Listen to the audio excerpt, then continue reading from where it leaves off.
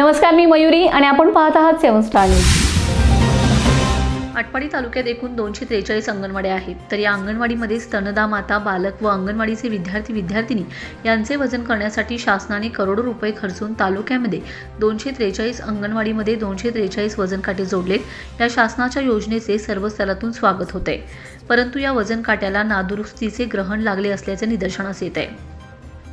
तरी वजन काटे दुरुस्त करण्यासाठी कोणाचे वजन वापरावे लागेल असा गंभीर प्रश्न निर्माण झालाय।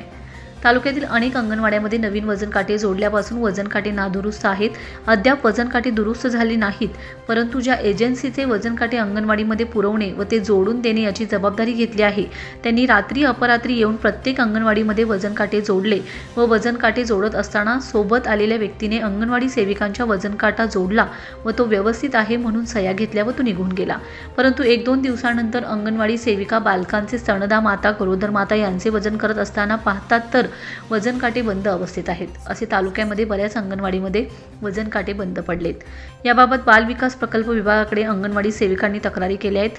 तर बाल विकास प्रकल्प अधिकाऱ्यांनी संबंधित ठेकेदाराला व वजन काटा पुरवठा करणाऱ्याला व जोडणारे यांना तशी कल्पना दिली, परंतु अद्याप वजन काटे बंद अवस्थेत आहेत। त्यामुळे लहान बालकाचे, गरोदर माता, स्तनदा माता यांचे वजन घेणे हे अंगणवाडी सेविकांना तारेवरची कसरत झाली, कारण वजन काटे बंद असल्याने इतर ठिकाणी जाऊन वजन घ्यावे लागत आहे।